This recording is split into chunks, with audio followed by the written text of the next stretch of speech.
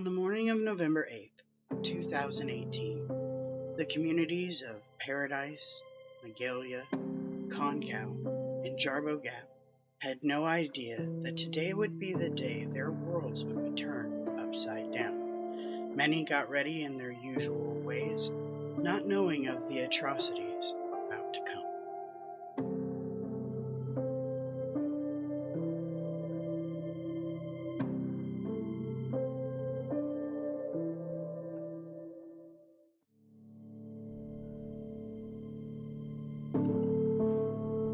At 5:30 that morning, a faulty PG&E transmission line ignited, which would cause the deadliest fire California had ever seen in the modern era, killing in its wake 85 souls.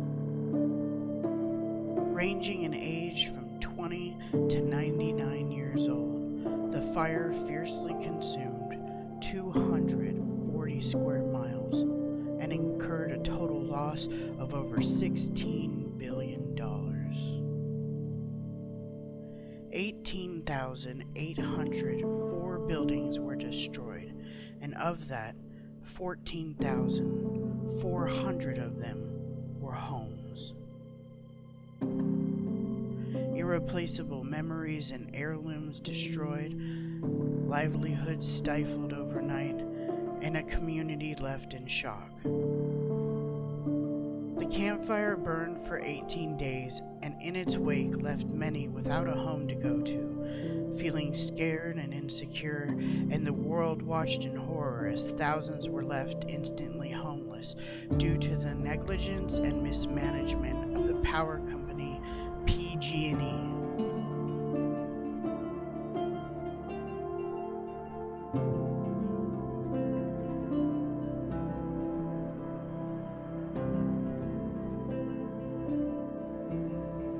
In the years since the campfire, many have had a story, be it ones of faith or finding it, of ones of heartache where they mourn the lives they had and the loved ones lost.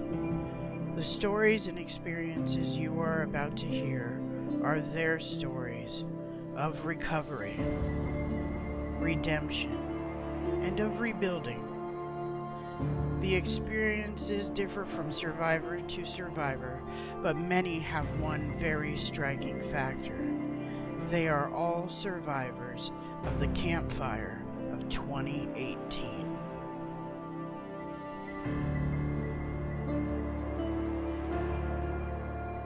These stories are of the survivors from their point of view, from their struggles with the post-traumatic stress disorder, how the disaster was handled in the aftermath, and their hopes for the future. These are the survivors, and these are their stories.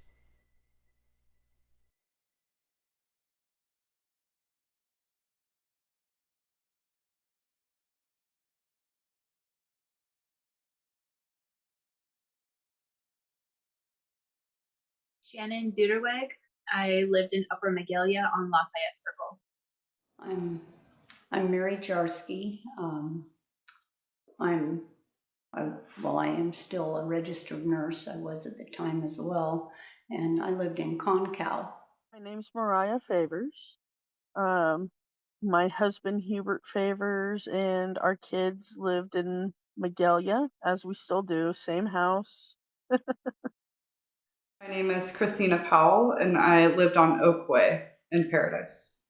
My name is Martin Olson, and my house was off of Foster Road. My name is Carly Jones, and I lived in 1 mile down Neal Road the day of the fire. My name is Steve Rashad, and I was living in Paradise during the time of the fire. And like all the people here, I had to drive through it. I'm Jim Meyer. We lived on Lindholm Lane, which is a little lane off of Kibler Road on the east side of town, not too far west of the hospital. Jean Marie Myers. Pardon, I usually go by Jeannie. And yes, I lived the same place he did. I'm Robert Doobie. I lived in the area of Billy and Clark Road. My name is Mildred Byers, and I lived on Elliott Road in Paradise, California. My name is Jessica Cosgrove. I lived, on the day of the fire, I lived on Billy Road in the little trailer park across the street from Sam's Liquor. My name is Larry Wilson, and we lived in the area of Concal, California. My name is Peg McMahon, and I lived kind of on the north western section of Paradise, kind of in town. And I've lived there for 50 years. My name is Joyce Todd, and I was living at 58 Sutter Road in Paradise on the day of the campfire. My name is Jessica DePriest, and I lived on Sawmill between Billy and Elliott in Paradise.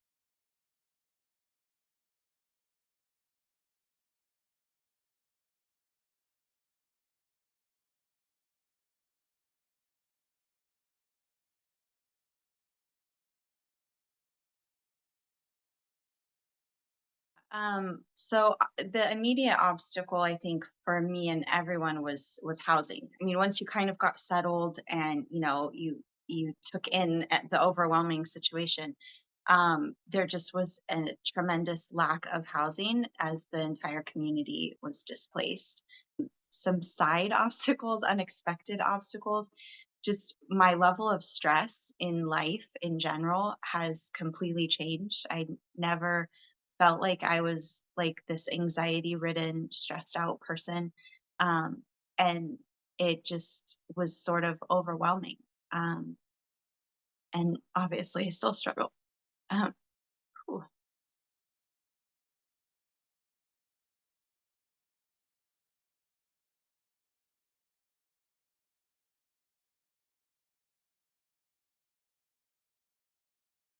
I'm different from a lot of people in the way that I didn't listen to the rhetoric and all the people saying how we weren't going to have water for 5 years, how this was going to be a problem and that was going to be a problem. I'm kind of a driven person. So I fought through and just, I kept telling people, stop trying to tell me what's on page 500 of a 1,000-page book when I'm on page 4. So I drove forward. And I was one of the first houses built back. I was the neighbor right next door to me. We were competing on who was going to be there first. And we talked to each other and other friends that were rebuilding. And whenever any one of us found an issue, we let the others know to try to make the issues go faster, get through them faster. I can't say I had as many difficulties rebuilding because I wasn't going to have it. I fought to get back. I didn't wait for somebody to do it for me. I didn't take it in a mannerism of I'm defeated. I would say mostly during the rebuild process, my husband and myself and our 2 kids did an owner-builder rebuild. And as people who have never built more than a nightstand previously, it was quite difficult to navigate all of that and all the obstacles that were in the way of rebuilding and with the town and lots of obstacles. But we've overcome all of them, and we've rebuilt our home now and are on to bigger and better things. Well, of course, getting a house built, and I was a victim of a crooked contractor, and he scammed me out of $200,000 and then took off with leaving only a slab, a concrete slab. That was the hardest thing to deal with. Everything else gelled together perfectly. People were great after the fire, so I don't have any complaints there. I've seen this fire bring out the best in people and also the worst in people. There were a lot of people who took advantage of it too. And that's just a shame. A really weird obstacle on that property is we were trying to get the septic grants. So we built the house and we're working on the septic grants, and then we found as the house was getting completed that we couldn't get the grant, which that was fine. So at the tail end, we were moving forward with the septic, And even though we had gone and gotten our plans and they had all been approved through the town, the permits were approved, the plans were approved, the septic was approved, the leach lines were approved. We needed to add just 100 feet of leach line. At the end, when it came time to get the sign, getting ready to do the septic work that needed to be done, somebody walked on and said, nope, this can't be, you need more. You need all new leach fields. So if you figure you're at the tail end of a build, which is important to understand these builds, the costs went up crazy with COVID and life. So the insurance money is not even really 50% of what it costs now to rebuild. Here we are at the end of the rebuild. We're already over our budget of the rebuild, and they're telling me we need all new leach lines at the end, and even though it was already approved. So they approve something and then can change their mind at the end, and it was $20,000 more.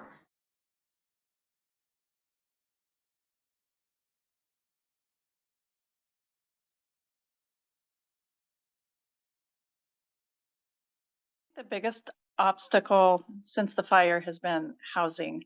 At first it was just finding a place to shelter, and then getting kicked out of the place that I got because they were going to sell it. Finding a place to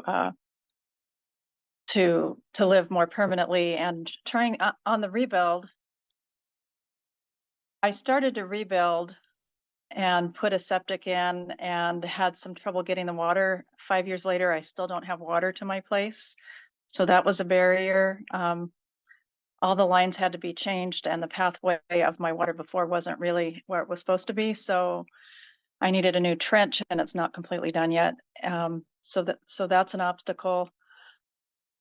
Another obstacle was getting power to my place so that I could maintain my property and hopefully do a rebuild. And I brought power in, but they had just changed the rules right before I went to turn on my power, and they had changed the rules so that I couldn't turn it on without an active accepted building permit, which I was in the process of, but I didn't have an accepted one. And then the North Complex fire happened, and I just stopped the process and thought, okay, I just need to kind of settle down and wait. Finding a place to stay. We stayed at my grandma's house the first night. There was 8 of us, so we were sardined on her living room floor in her single wide trailer in Orville. Realized she didn't have room for us to stay there, so I scrambled to try to find somewhere to be. People filled up hotels like in the first couple of days, and so I couldn't find anywhere. And we went to 15 different places the first year.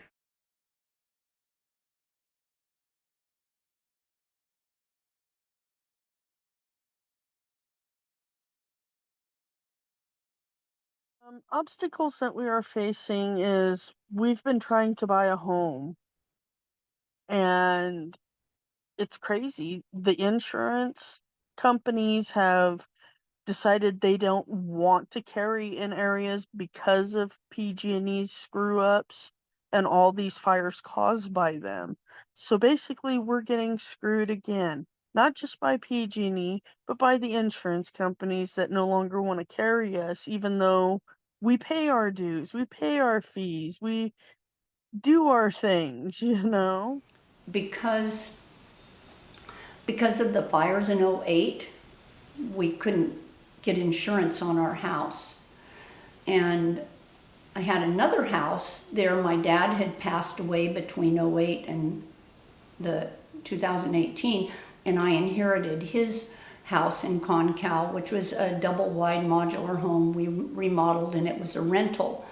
And we couldn't get insurance on that either because it was a rental. It's just all these, the insurance issue it was bad then, and it's worse now. I think one of the biggest obstacles is the money aspect is a big one.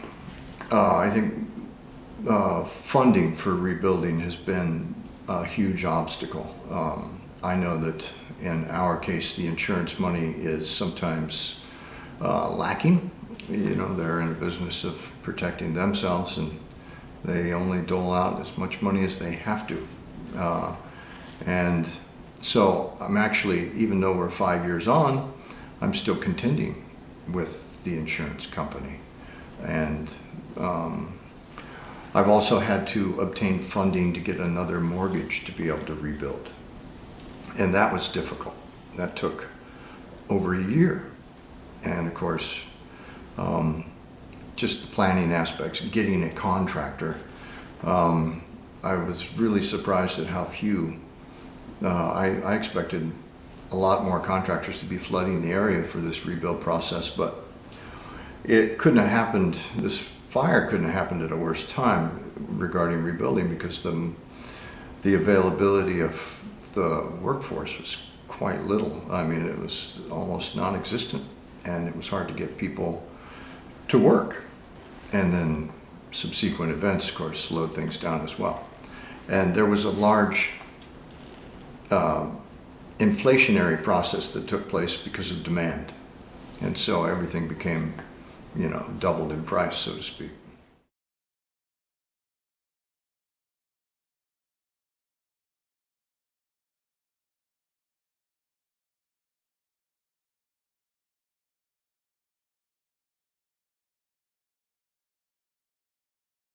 PTSD.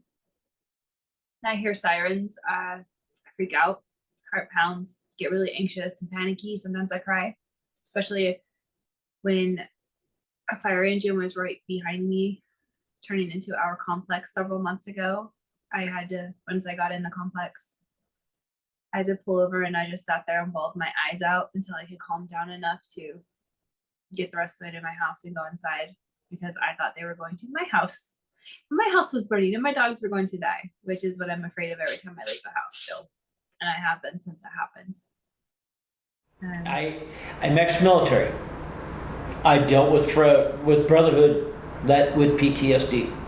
I honestly never felt it. I never had a depressed day in my life, it seemed like. I never fought through any of that. This brought it all. I now know what it is to have panic attacks. I know now what it is to be depressed. I know what dreams that just kill you off. I mean, fire dreams were horrible. All of that was now part of my reality. This is the fourth time I've had to start over in my life. And this came right after I was attacked by a dog and disabled. I spent 5 years in, 5 years of losing my life to drugs, rehabilitation. I can't even think straight. Brings up emotions. Guess one of the big obstacles is that just before the fire, my husband died. And so for the first time in all those years, I was alone, except for my children. But to try to get through living without anything, with everything burned, and start over again is hard to do. Having to deal with it all over again. I lost everything.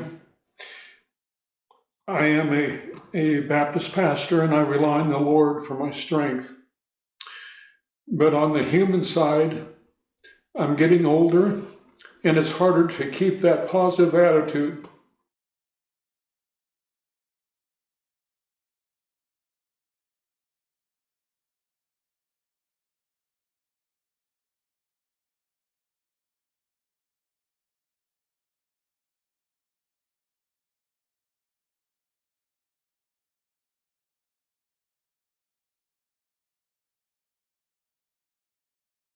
Thing I have on here is the federal taxes.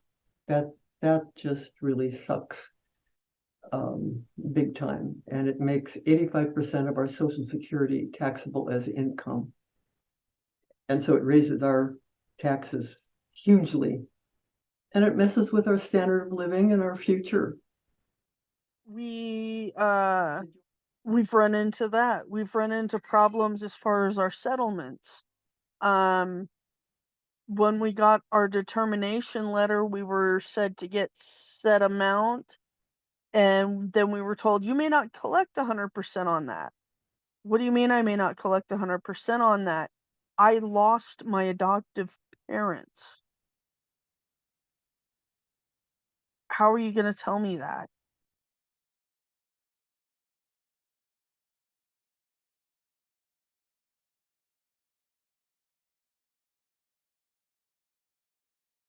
I'm going to call this an obstacle, was that we had our community involvements, we had our service work that we were doing, different kinds of involvements, and that all disappeared. You know, I was mentoring little old ladies and men learning to grow violets at Atria Senior Living. I would go in there once a week and help them, teach them how to grow. And I was videotaping all the open mic performances at Norton Buffalo Hall. I mean, there were things that we were involved in, and that was all gone. You lose everything that you've ever owned, every memory, some tangible things, but some just memories. I didn't lose a job because I was retired, but my girls lost their jobs. The children lost their schooling. They had to go to different schoolings. Of course, the pandemic didn't help, and then they really lost their schooling because they were at home. Community, friends, many of my friends being retired, a lot of them left the area and went to different states. So I've lost most of my friends. I was fortunate to have my family still here, but that was mostly it. The social activities were gone. It's been kind of quiet. I think a lot of the folks in Concal felt kind of forgotten because a lot of people referred to it as the Paradise Fire, but there were only a few homes left in Concal.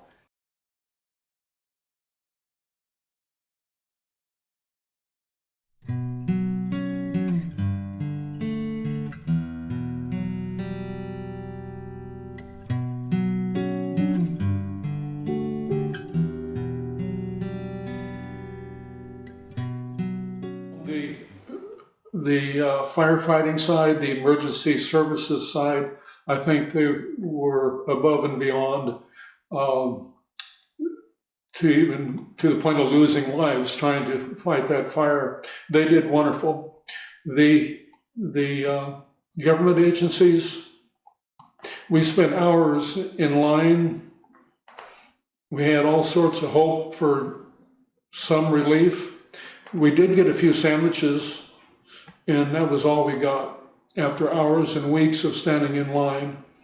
Like a carrot dangling in front of you, kept coming back, thinking we're going to get some help. They'd shuffle us from one person to another, and nothing ever happened. So on the emergency relief side, from government agencies, we got nothing. I don't think that was handled right, but then that's just government. But the firefighters, the emergency services, everybody went above and beyond. I think if you look back in hindsight, yes, everything could have been handled a little differently. But consider that it was just thrown on people. I think they did a great job. But hopefully we learned from this experience. You know, when it comes to donating clothes, food, and everything, hopefully because like I said, I've seen so many people take advantage of it. They weren't even survivors of the Paradise Fire, and yet they took advantage of all these things that we're giving people. I think that the immediate process was handled as best as it could have been. I don't think anybody really prepared for the campfire. I mean, I know that there have been wildfires before, but this one just felt different. And so I don't think that they did a bad job. I will say that I was thoroughly disappointed in sort of the governmental level of assistance that was not available. I mean, everybody talks about like, you know, FEMA and all of these great programs that are out there. And I found personally in my experience and in a lot of my community members, my friends, and everyone's personal experience was that the majority of the support and help actually came from other people. It didn't come from any community organization really. I mean, there was a few, and I don't want to name names really, but there were a few that stepped up. But it was so difficult to be, you know, like on the receiving end of what everyone across the country thought. Oh, I'm donating all of these things, and I just want it to go to these people. And you know, you're sitting there going, I'm not getting anything from anyone. And I don't. And I think that I don't really know exactly what I would have done different personally if I had a say in it. But I think that the accountability for the people who started the fire probably should have been a lot more. They haven't been held accountable for anything that they did, the lives that they took, and the lives that they've destroyed after. Separate into two parts. One is the creation of the fire trust, and the second is the fire trust itself. I don't have any real problem with the fire trust itself. You know, doing what they have to do when it's slow and it's painful and it's all that. But you know, they have to be fair. But the creation of the trust, I think that process didn't work out very well, and we should never have voted the way we did. But you know, most people just wanted to get it over with, and we're paying the price for it. No, I feel like people tried to do the right thing, but I think there's a lot of inequality in how things were handled. And it really sadly seems like there's a lot of people making money off of the deal versus the people that really experience loss should have gotten the bulk of the settlement. And it doesn't seem to be happening that way. Some things were done as good as they could have been done, I think. Other things were short-sighted, and a lot of things were, I think, a result. They were snap decisions that were made because people were inflamed and had to do something. I think that there's been quite a bit of, you know, the process started off with, you know, the people that were going through, for, you know, from our point of view, I think people that were rebuilding, it started off with kind of had to accept what had happened. And that takes a while, you know, because everything has changed. Everything that you knew is gone. And that's a painful thing to go through.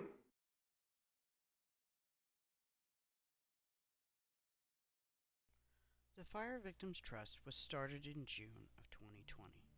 The reason for this is because PG&E had filed Chapter 7 bankruptcy, meaning PG&E could not go forward without the signing of the trust agreement by the fire victims. Many lawyers convinced survivors that by not signing, they would possibly receive nothing. Initially funded with $6.7 billion in cash, and the remainder to be funded with stocks that total over 476 million shares. Only funded up to $13.5 billion minus operating costs. So far, $18.5 billion in determinations have been made to the victims, meaning over $5 billion will never see the light of day, ever. Many survivors are looking for hope in the passing of H.R. 5863, because taxation against settlement should be protected under new laws. Lawyers are taking anywhere from 25 to 33% of all settlements, not including the fact that inflation in building supplies, contractor shortages, and taxes is making the rebuild impossible. And some folks are paying off debts that they accrued from being displaced. And the extreme salaries of the trust employment of staff and overseers is very disheartening. And as I said, with current numbers, $18.5 billion has been awarded in determination notices, but only $10.5 billion has been paid out to claimants. But here is the real kicker. 100% of determinations will not be paid in full, meaning that this further takes away the opportunity to fully recover. The survivors deserve a chance to return to normalcy.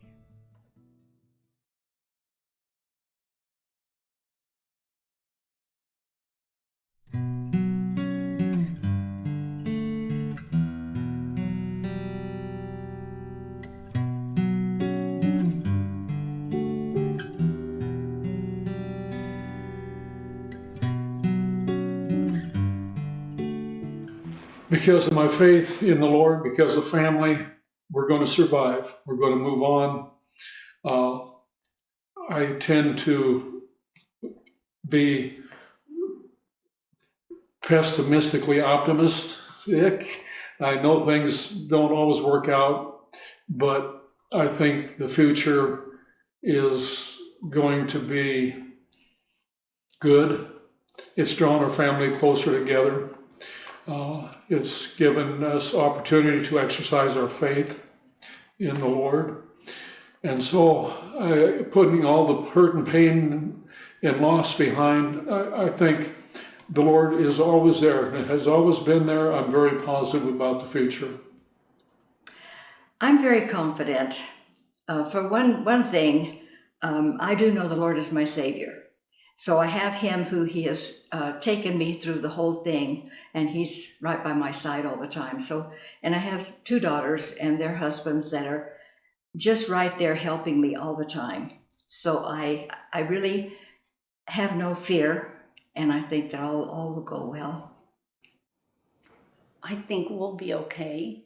Of course, every time the wind blows. In fact, the Dixie Fire started in Polga, and I remember sitting out and seeing the smoke that day, and it was again right over the ridge. Where our house, you can see where Polga is, and so we know that there will be another fire, and I don't know. I mean, people may think we're silly for just staying there, but you have to live someplace. And we thought about moving to Oregon, and we found this place, and we said, oh, Phoenix, Oregon. And then it burned. Redding burned. Weed. Greenville. I mean, pick a place. So will paradise be what we once knew? No. I call it the new paradise. Can we have a new paradise? Yes, we can. There are some, we've got some great businesses in Paradise that survived and that are still going. I remember when the pictures came out, a week or so, that when we were still locked out and it showed us what survived. We still have that, but it is new. It's not turn left at McDonald's anymore. It's something completely different. But is it okay? Yes. Yeah, so as far as the future of Paradise, I look forward to it. We're in Paradise. We're staying. I feel like they're trying to chase us out. I really do. But currently, I'm still staying. Honestly, I've built the 3 houses. I'm building my other house, so it'll be the 4th. I don't know that I'll build anymore. I don't know that I can go through the hoops that they've made us go through and the problems. But I've done those, which is providing 3 rentals. Paradise is going to be a good place. We've got some good schools. We've got some good businesses. We've got a lot of really good people. It was very exciting at the parade this year to see the amount of children that were in that parade. So young children, the elementary schools is a mass amount of kids. Those are our future. So if you look at it that way, Paradise has an awesome future because of all those little kids, the families that are up there. I feel very confident about the future. I think that we've all had almost 5 years now to process what we've been through, and we've overcome so many things. And I think that moving forward in the future, our family is much stronger. My kids are much braver. I feel like we can face anything together. I mean, it's been hard because my whole future changed. I planned on my whole life being here and raising my kids and, all the stuff you plan, which that's just life. Anything can change at any time. You can be on top of the world and lose it all, or you could have nothing and gain it all. But, when somebody takes it away from you, you just learn that you got to fight for it on your own and make your own future. It's not really up to the plans that were from before, you just have to, I don't know that I'm confident about anything, but I know that I have to fight for my family and fight for my future, and that it's up to me to make something better regardless of who helps me or who doesn't. I just got to try to keep a strong mindset and keep fighting. Very confident. What I'm seeing happening in Paradise is just incredible. I know it's going to take time. I understand that. Being an illustrator, to me, it's just like how I look at a blank piece of paper. I don't see a blank piece of paper. I see its potential. And that's what I'm seeing with Paradise now. Of course, it's going to take time, but the potential of it is incredible. And what people want to happen in Paradise is incredible. People are complaining that it's never going to be the same. And, and maybe that's a good thing. It depends where you're sitting on the fence. Some people hate that all the trees are gone. Some people are going, wow, look at these wonderful views we get now. On a personal level, I feel great about my future. I'm a survivor of a lot of things, and I look at this as just kind of being one more of those things. There are some aspects to it, and not to be very political about it, but there's obviously a larger picture here, whether the fire was related to PG&E's lack of regulations and procedures, or whether it was a climate change situation, or a little of both. There's something that needs to change. I mean, we're sitting here talking, and people are in the Hawaiian Islands going through the exact same thing that we're going through, and it's terrible. Something has to change, even if it just is that we recognize this is going to be part of our future, and we come up with better solutions for people. We come up with better warning systems. We come up with better infrastructure to help people when situations do happen. And we come up with better ways to treat people after the fact.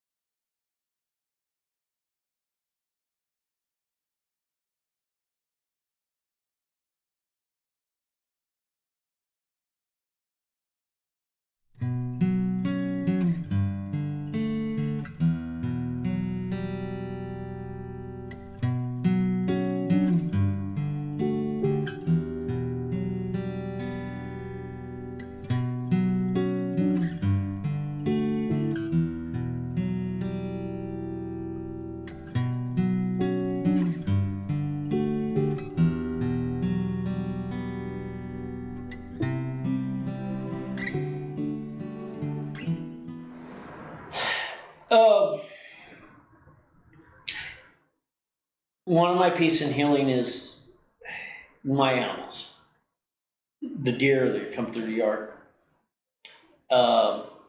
and watching new cubbies of quail and stuff. It's just part of it. But I also see people growing back, coming back, making new friends, going to the events. I didn't ever do Gold Nugget Days before the fire. I actually walked down the side of the parade this year as it was going on. Talking with others, trying to be part of it, not just watching it. I want to be part of it. Next Friday, I am going out with Habitat for Humanity to help them build a house for a veteran. Can't say I would have done that before. I have my days when it's tough. You reach for something that isn't there, and it's never going to be there again. But I think trying to get back into some sort of routine, trying to be social in the community, helping other people as they struggle, are all ways that we heal. And for me, I feel comfortable where I'm at. Well, I wish I could say that we were religious people and that was some comfort, but we're not. So we find strength and peace in each other and seeing that we're well and thriving in our, I hope this doesn't sound silly, but our pets that we rescued are hugely important to us. We just find comfort and joy in seeing the property that was once, it was just a big scraped bare lot that now we do have, chickens again and a garden and, we just this last week finished a nice pergola and we sit out there and we have, right away we put in a koi pond with benches, and that's where it's just a happy place to kind of sit and appreciate just really being alive. So being a nurse, one of the things that brought me peace was being able to help other people. We had 300, I think there was about 300 people at Enloe where I work who lost homes. And we just really supported each other, helped the people from Feather River that lost their jobs and homes. And we've just been an encouragement to each other. That's been helpful for me. Also, my faith. I believe that God has been faithful to me. It doesn't mean that everything goes well. It just means it's going to end well. So I have confidence that in the end I'll be okay, whatever that means. That good can come out of everything. And I feel like with this disaster, so much good has come out of it, just the goodness of people. You see the best and the worst of people. And, there's been a lot of good that has come out of it. The good doesn't make the bad okay. It just gives me hope. Finding peace through being able to serve the Lord. We've joined the little church in Forest Ranch. I get to do some preaching and teaching. I find peace in using my hands to start rebuilding. It's always been a joy to build, to create something. And in this case, I get to be like a phoenix and rise out of the ashes and start rebuilding. That gives me opportunity to use my body, and it takes my mind off of the loss and the hurt and the pain. So just keeping active, relying on family. I think that'll get us through just about anything. I think with my family, we've stuck together through the darkest parts of our lives. Going through the campfire was a horrendous experience that I hope that nobody else ever has to experience. But I find so much peace in knowing that we're not alone. Unfortunately, there are thousands of other people who have gone through the same thing we have, who feel the same way that we do. And we get to come together as a community now and help each other and heal and, make this community what we want it to be. We just have to get out there and do it. And I'm very excited for the future. I just need to breathe. I am trying to find like the little things, going back to things that used to bring me joy and trying to do that again. And also finding some new things, I've discovered painting, which was something I had never done before. So that's been nice. But yeah, I have a lot of therapy that I need to work through. So therapy helped a lot. Trauma group. Unfortunately, with recent insurance changes, I lost my therapist of over a year. So I have to figure that one out again.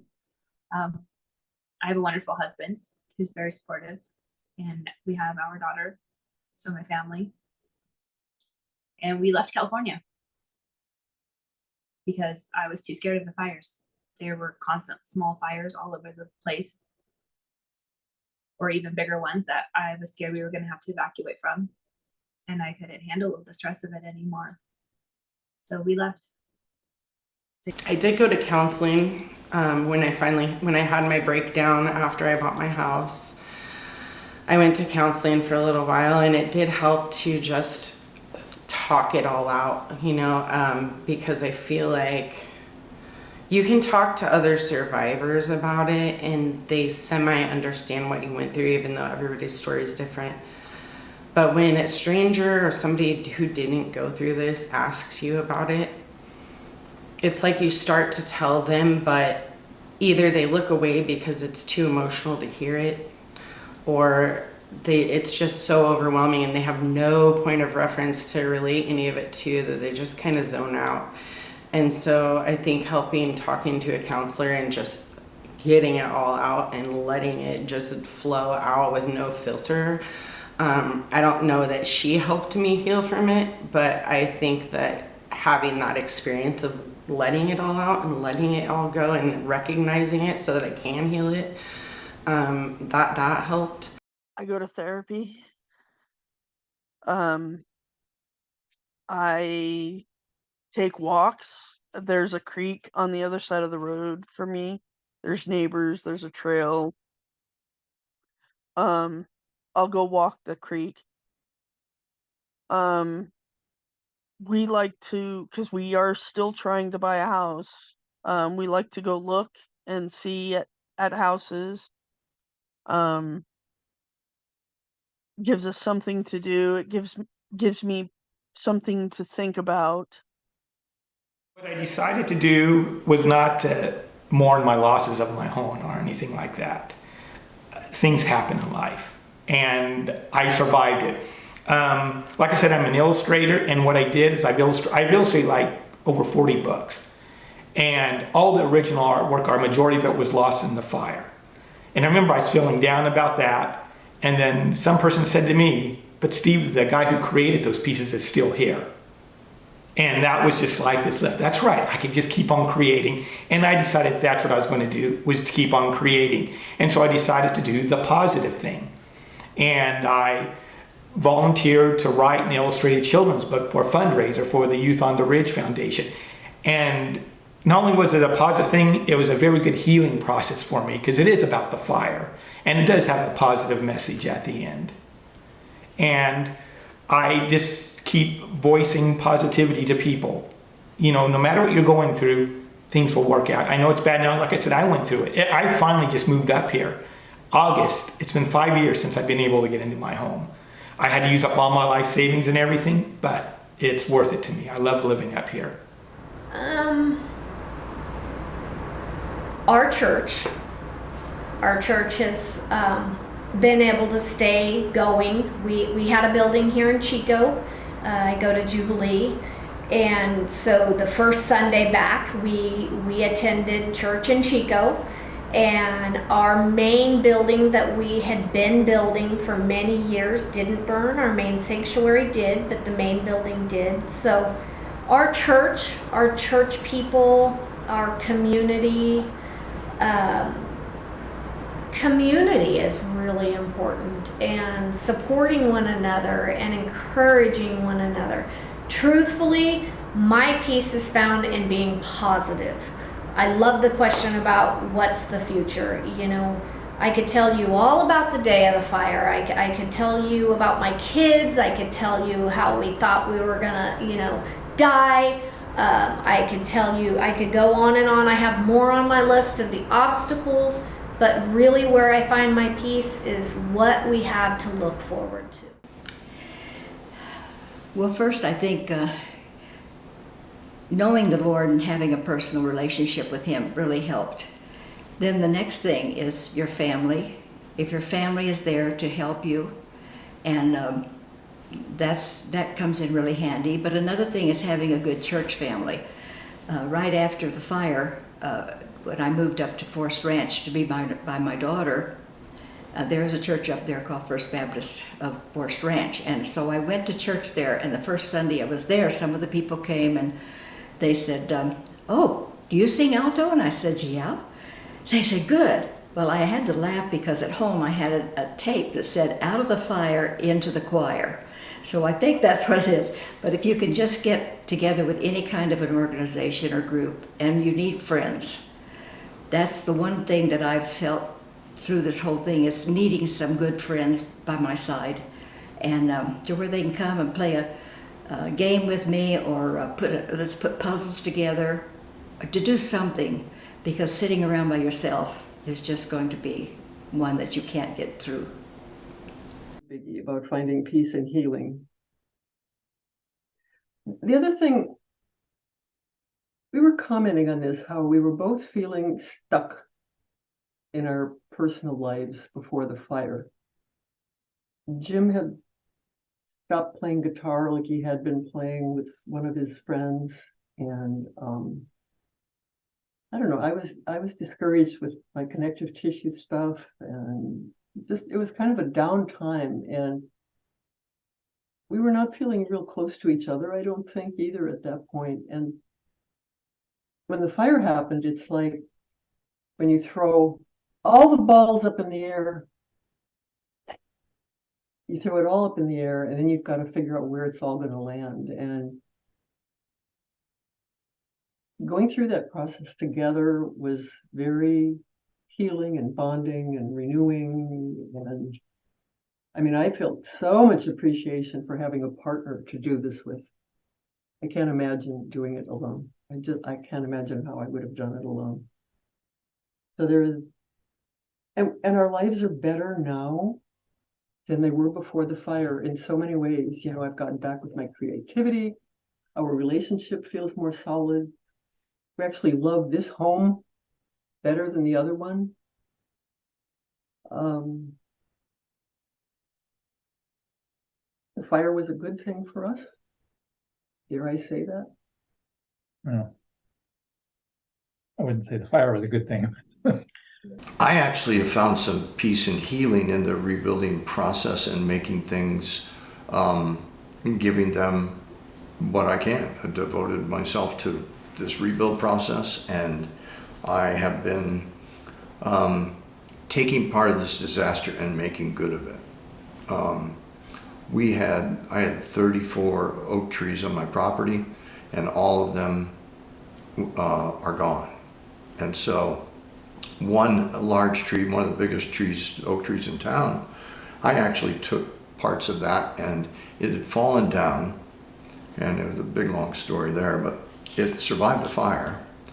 But then during the rebuild process, when they had cleaned out the debris from our house, it fell down right after that. And so I milled it up, and I made part of my house out of it. And so I think that was good for me.